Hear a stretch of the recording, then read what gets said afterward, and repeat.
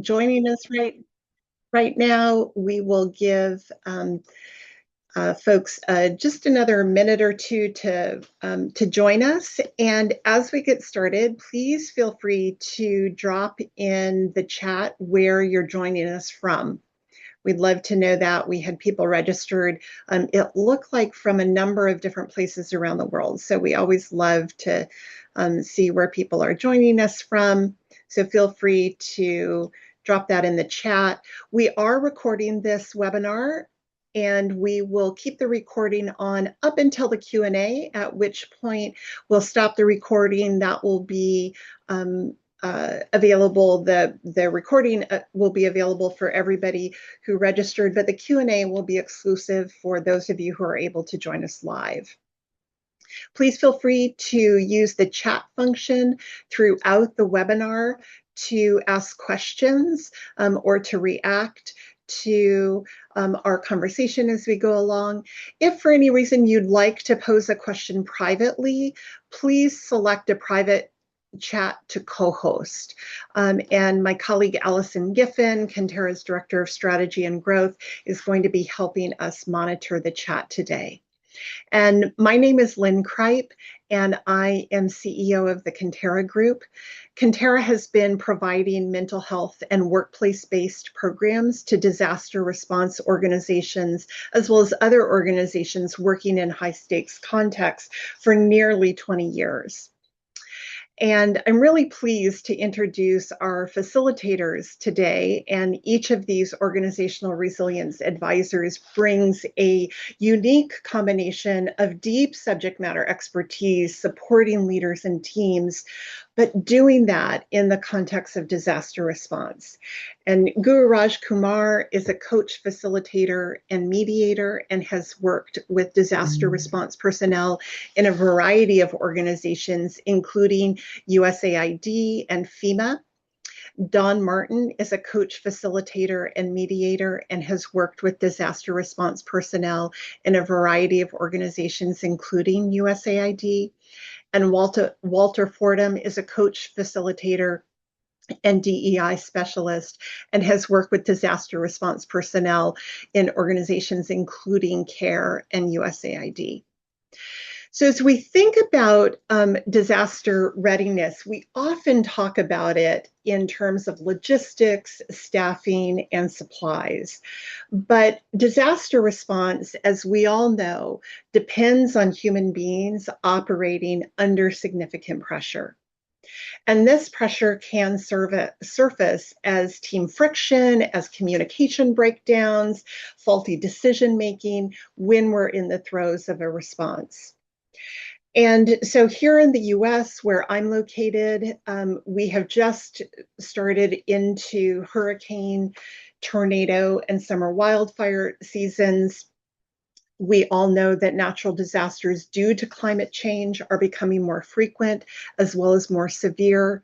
We have a severe Ebola outbreak in the DRC in Uganda. We just had a significant earthquake in the Philippines. And so disaster responders are being called on more than ever. And if we want our response missions to succeed, we have to recognize that it requires teams working well together in chaotic environments. And so as we think about how to support leaders and teams, what we want to keep front and center in our conversation today is that the goal of support is better performance. In other words, the ability of leaders to lead and for teams to build cohesion, to communicate well, and resolve tension quickly and effectively.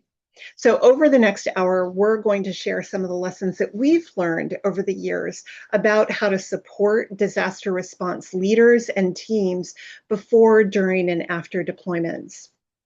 And we care about this, and we care about how your teams are doing, because ultimately organizations that prepare and support their leaders and teams perform better.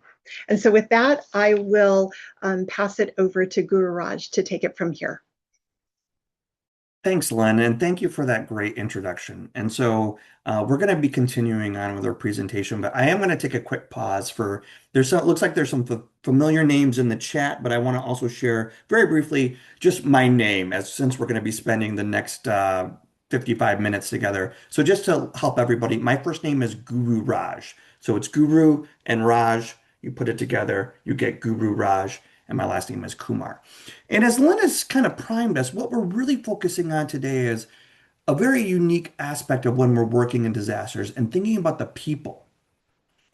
As Lynn had highlighted, when people are thinking about disaster response, many organizations and leaders and teams are thinking about the logistics, the strategies that are the backbone of thinking about when we're preparing for disaster. But when we're in the throes of disaster, we also need to focus on the people on the front line and at headquarters supporting those in those disaster environments. And that's going to be part of our focus today. So to kick things off, what we're wondering is for many of us, either if you've worked in a disaster or witnesses disaster, and thinking about the high stakes, the high stress, the high impact work that people are doing in supporting disaster work, what are those challenges that face individuals, our teams, our leaders when we're working in disasters? And we'd love to ask you, we're going to ask a request. If you can put that into chat, what are those challenges that you've seen around people as they're trying to work through a disaster? And to let you know, as Lynn had highlighted, we are recording this, but we will not be recording the chat function. So we'd love to just hear some of your responses of what you've witnessed or what you've seen or what you've experienced around those people challenges when working in a disaster.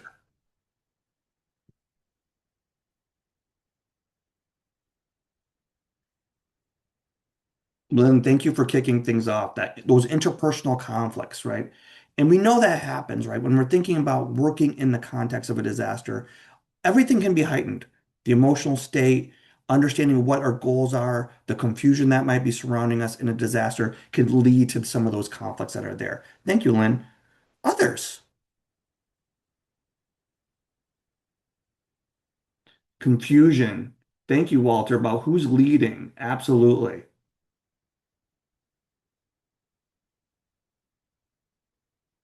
That sense of over the momentousness of the situation at hand. That's how I like to think about what you just put in there, Lynn, thinking about the scale of the response.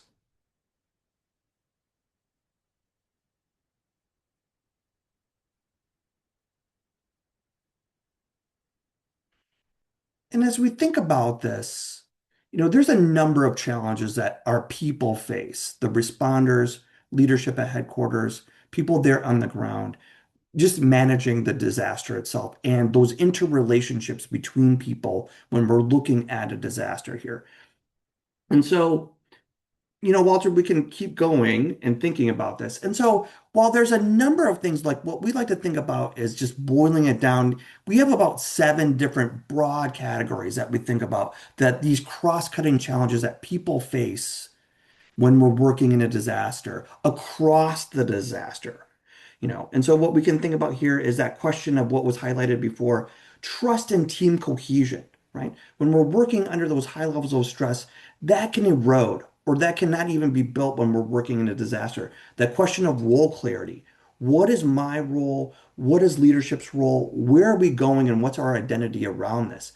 And for some of you, at least I can share in my work with working with FEMA, people are working through multiple deployments.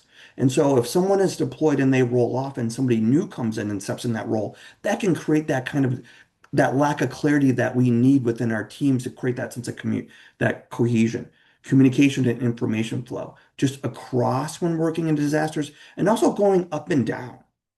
Leadership capacity, and that was brought up in the chat as well, is that challenge about just what can leadership hold?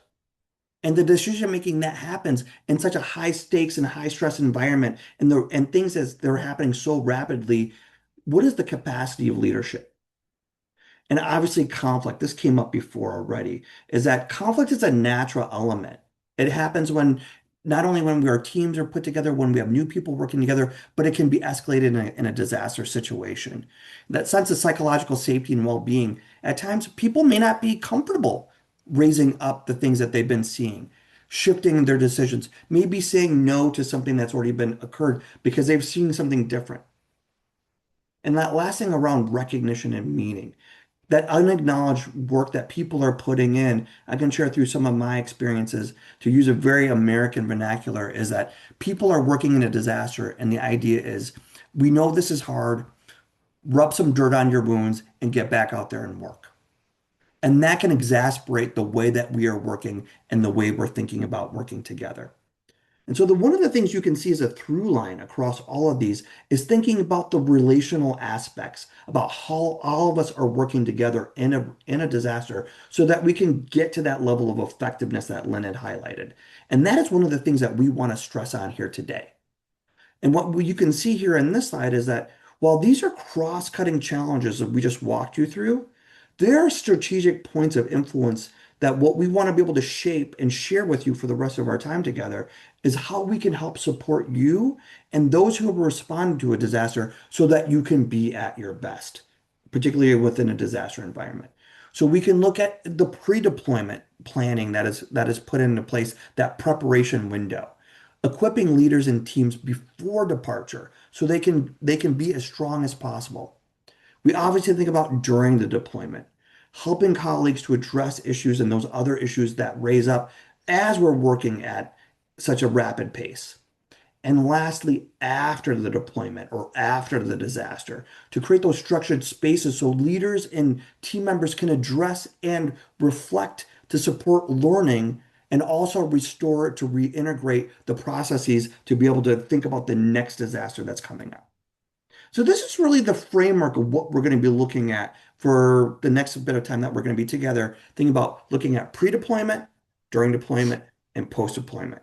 So I'm going to turn it over to my colleague Walter to get us kicked off talking about pre-deployment work that we can do to support all of you. Thank you, Guraj, and good to see you all. So I'm going to spend just a few minutes talking about pre-deployment. And you all know that whenever organizations respond to a crisis, whether it's a fire, earthquake, tornado, hurricane, any of these emergencies, the biggest risk is not just the external event, it's often internal misalignment. But that alignment, that misalignment can be addressed and even avoided by taking the right approach during a pre-deployment phase. What we have found at Conterra, and I'm sure this will make sense to many of you, is there are often questions that surface when teams are brought together for a crisis, for a deployment. So you'll have people wondering, well, who's making the ultimate decisions, or what are the priorities, or how should communications flow, or how is the leader going to operate? So you've pulled a team together for a crisis response deployment. Sometimes they know each other, oftentimes they don't. You may have volunteers involved, and this compounds the stress and anxiety that's already present during the crisis. So what I've done, we've just pulled together a few of the type of issues that could come up when these questions aren't answered. And these are just sample questions. There are many questions that come up, but as you look at this, you can get a sense of some of the issues that could be at play. And I've seen this first one. I've seen it play out. Two leaders giving conflicting directions because authority isn't clear. So we want to know who's really making the ultimate decision, or I'll let you read these on your own, but I'm looking at the priorities. We see people spreading themselves too thin across competing demands all the time because everything's a priority. Therefore, nothing is a priority.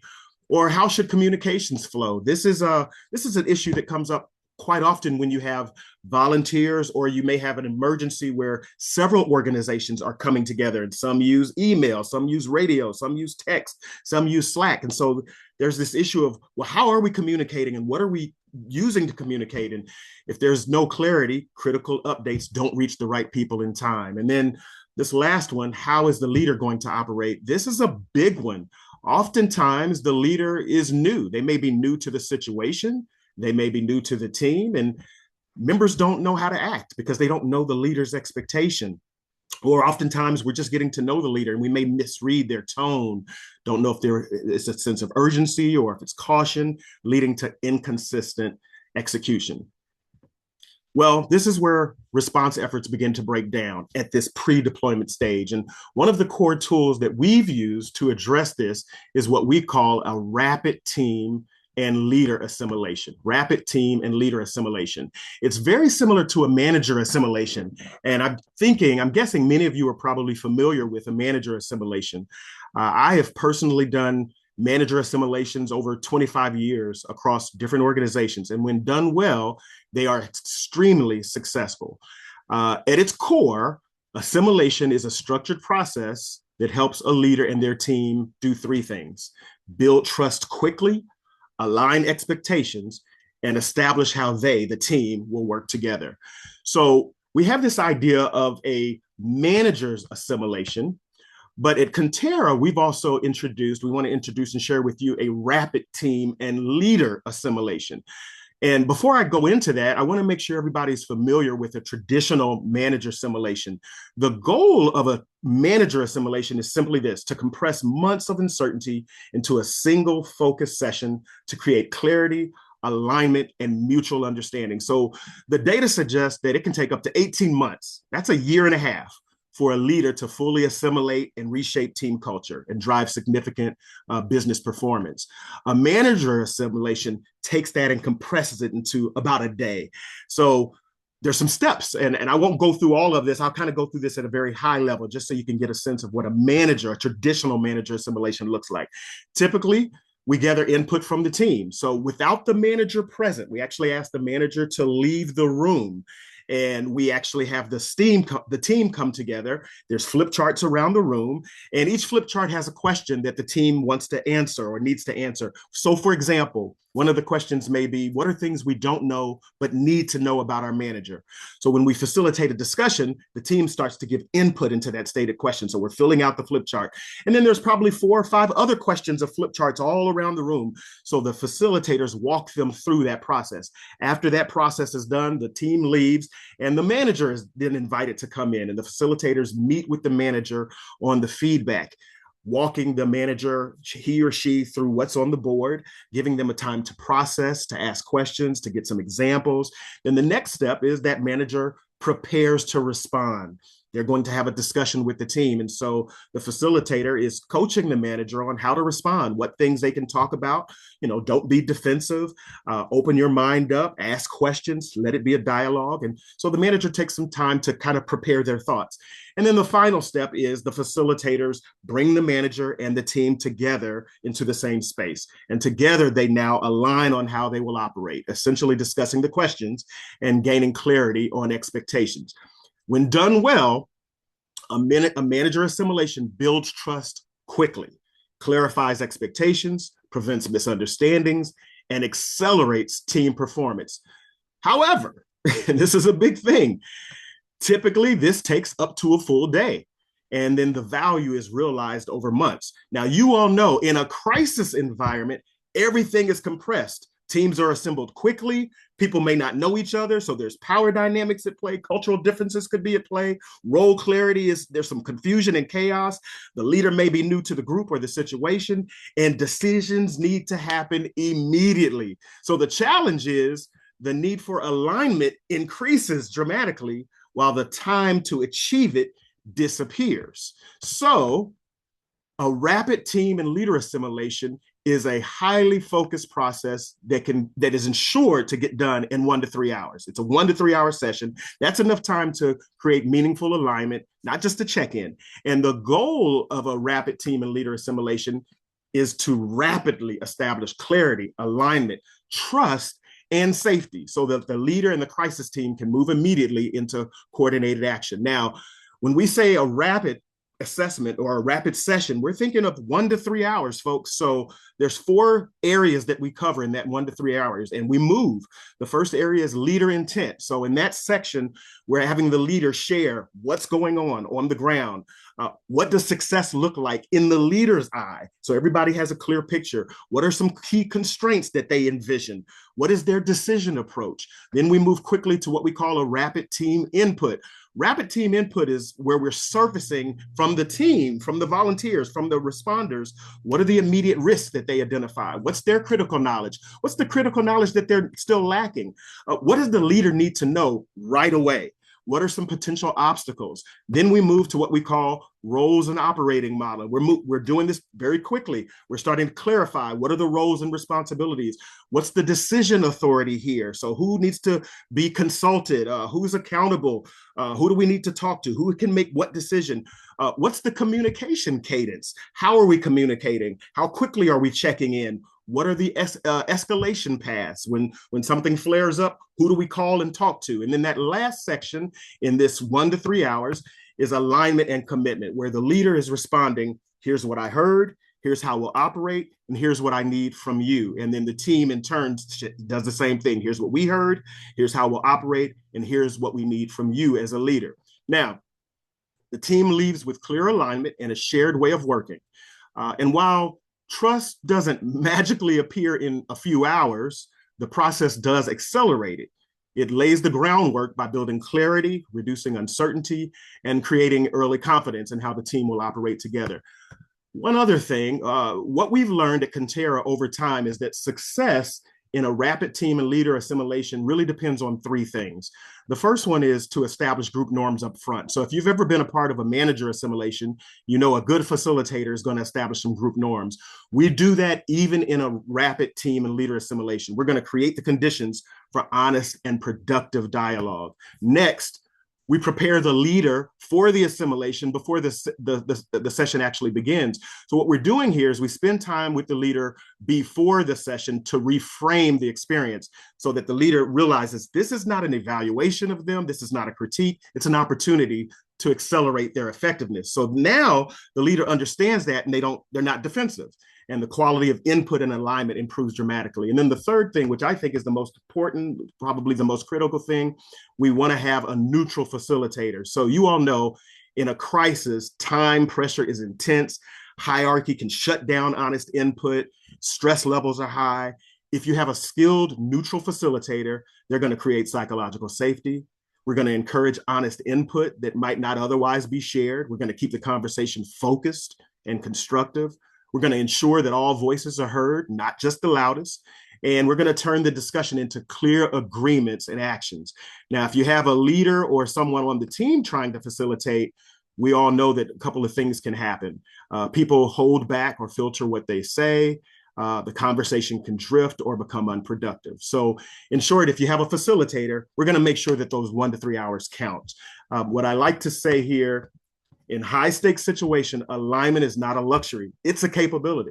And a rapid team and leader assimilation is one of the fastest, most effective ways to create it. So don't skip it. Skipping it doesn't save time, it creates risk.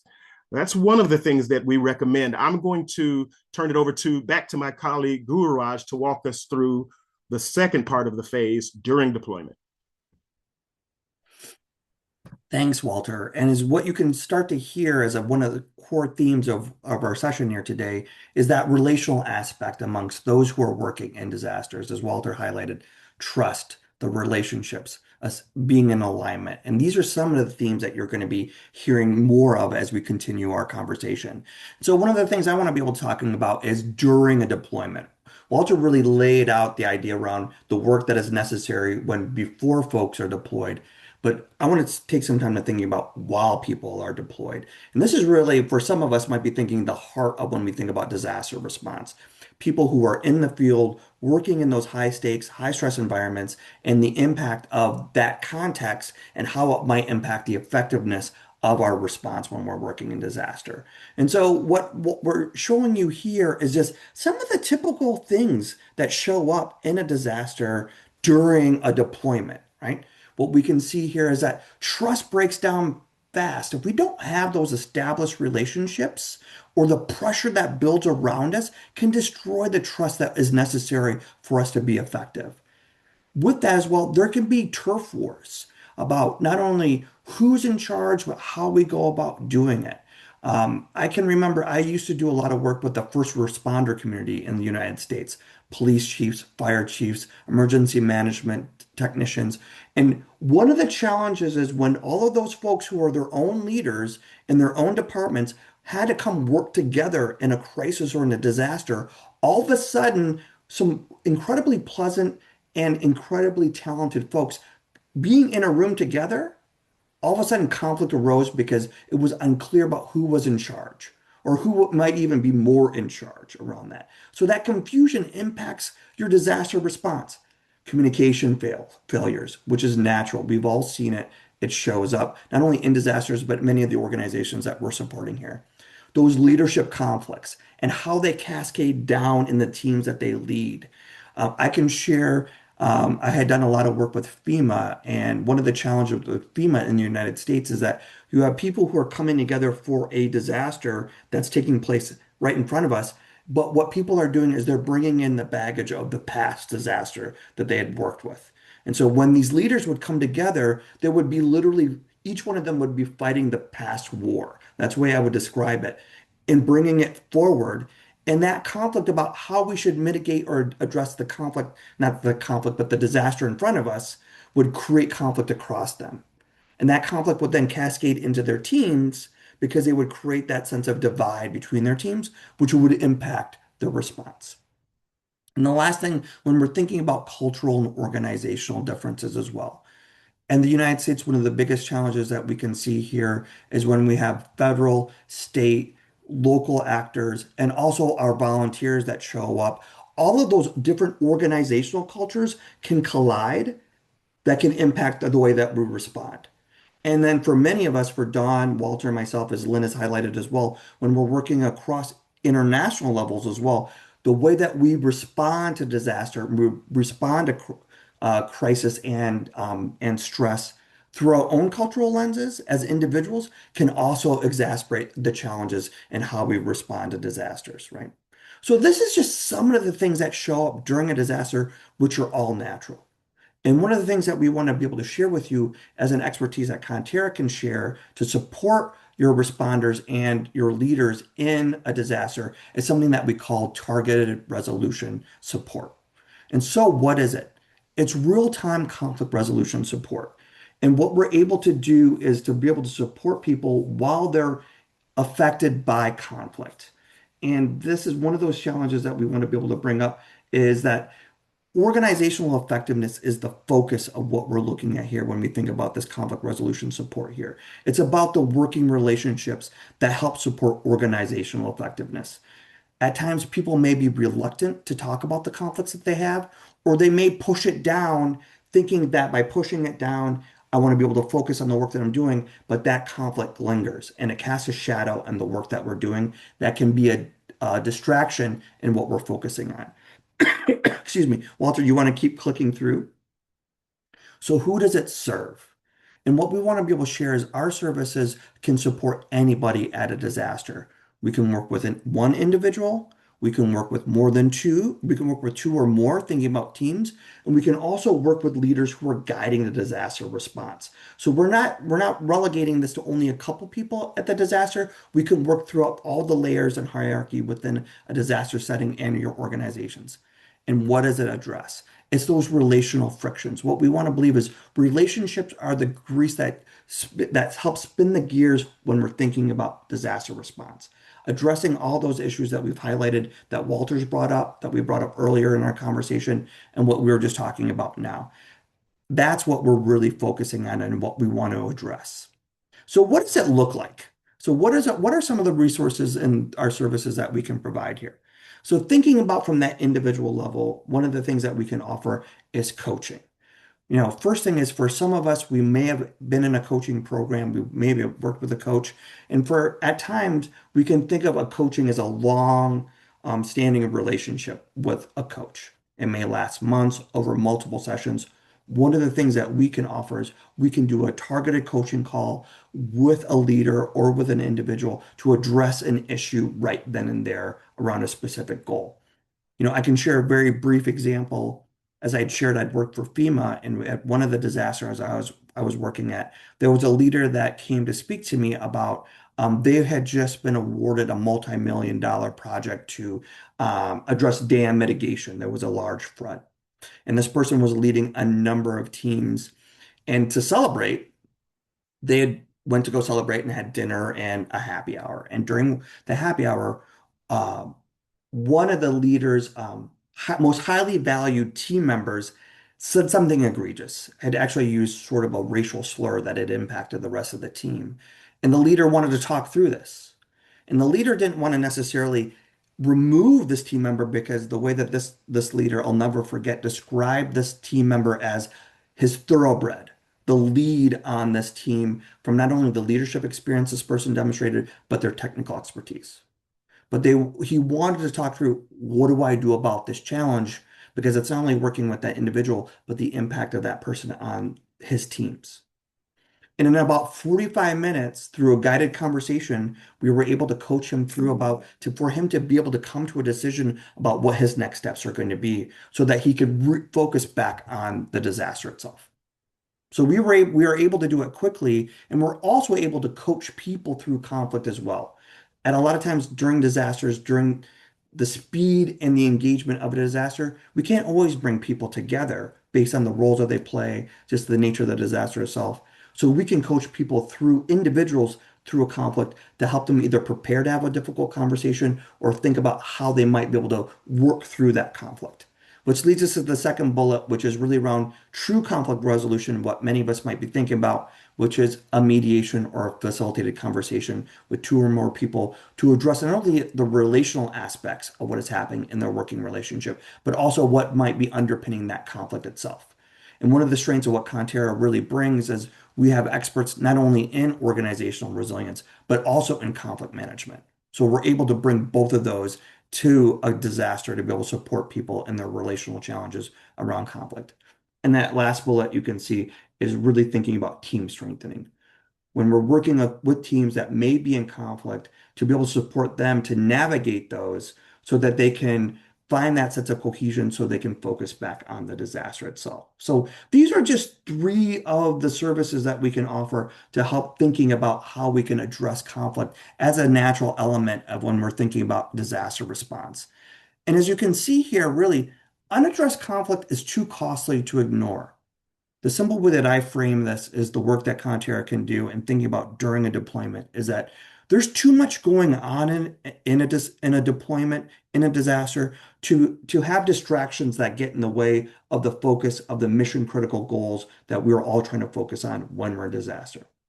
If we're able to de-escalate or mitigate those distractions, we can be more effective and more efficient to be able to focus on the work that we need to do and to be as effective as possible.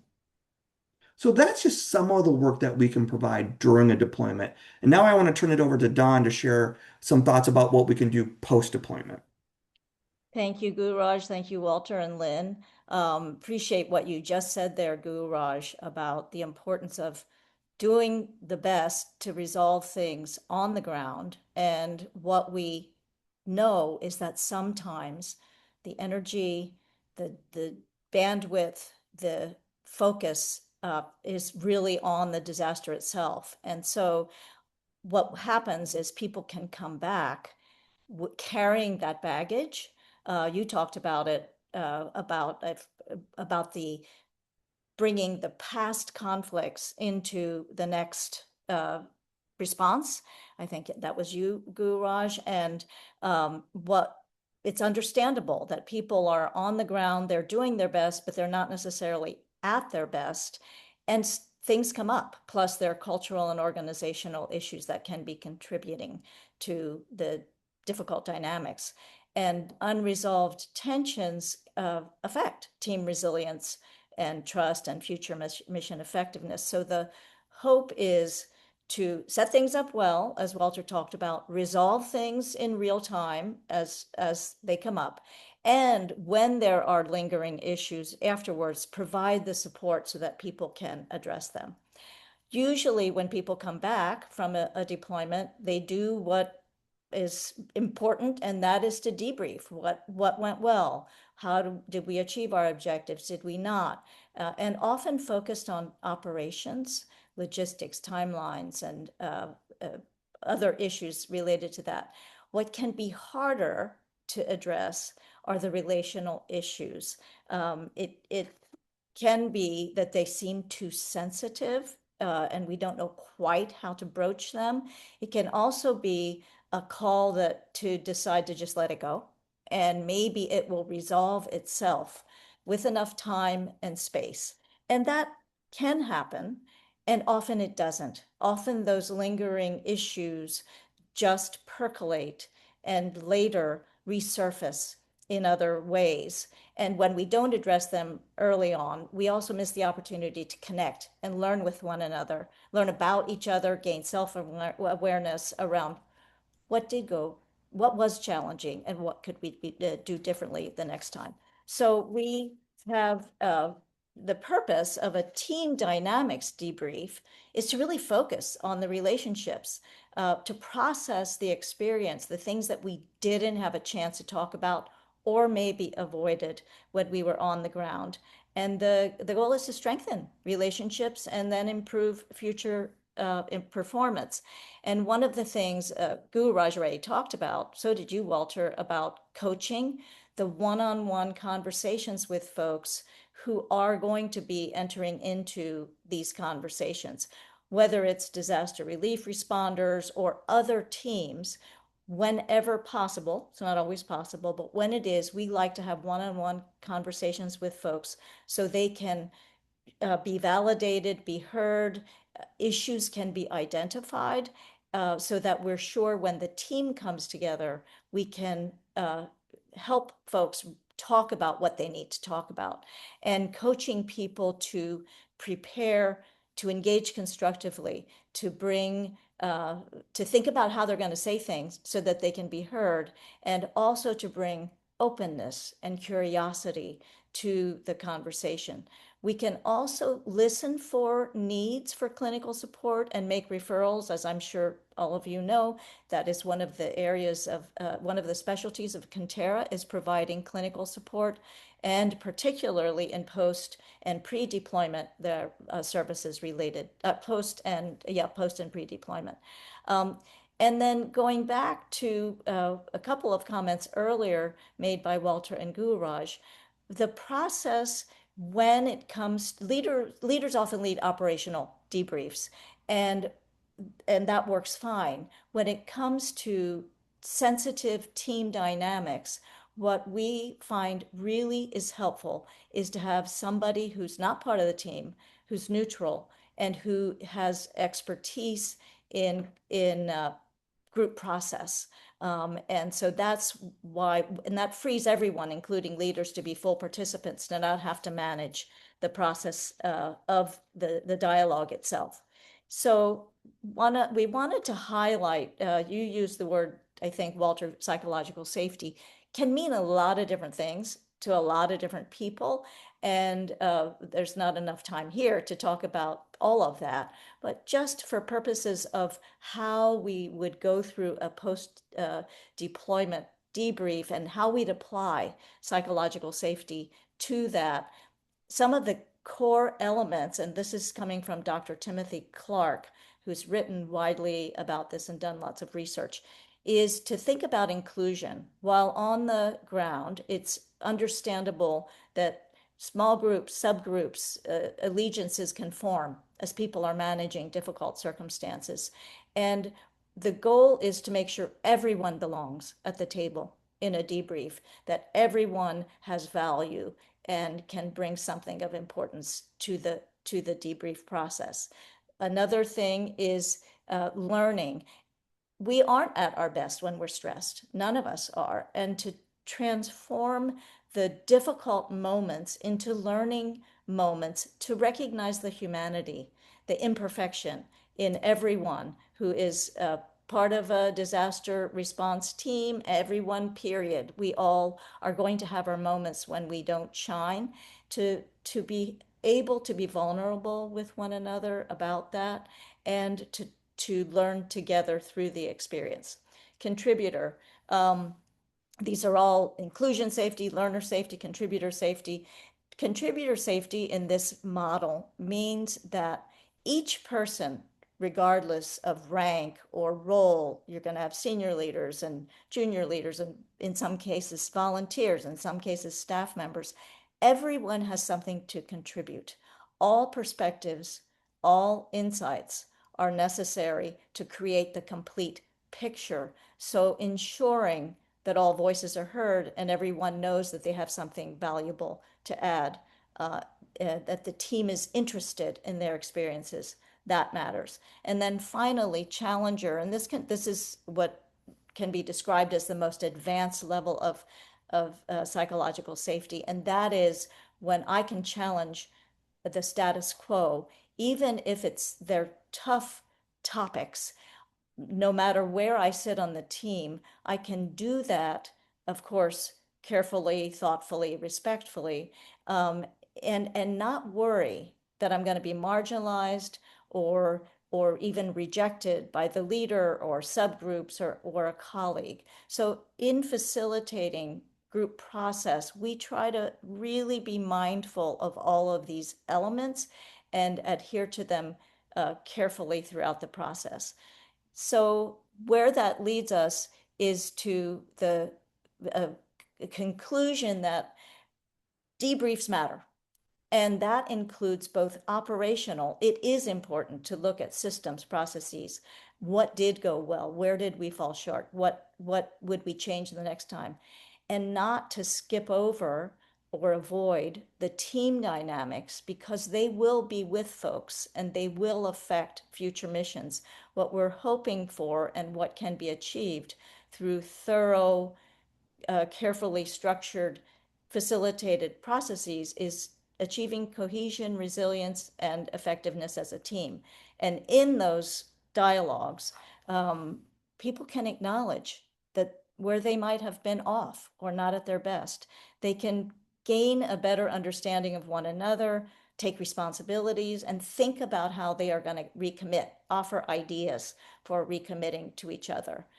So finally, what we want to underscore is, if these issues that occurred during the mission weren't resolved, if people, for whatever reason, didn't have the energy or know-how or inclination to talk through things during missions, that the baggage can go with them. So the goal is to drop it through conversation, to distill the lessons and build trust so that for the next mission, people can work together seamlessly and achieve the goals of whatever is needed in the next mission. So with that, I'm going to turn it back over to you, Lynn, and I think we were going to open it up for question and answer, unless there's anything else that you would want to add at this point.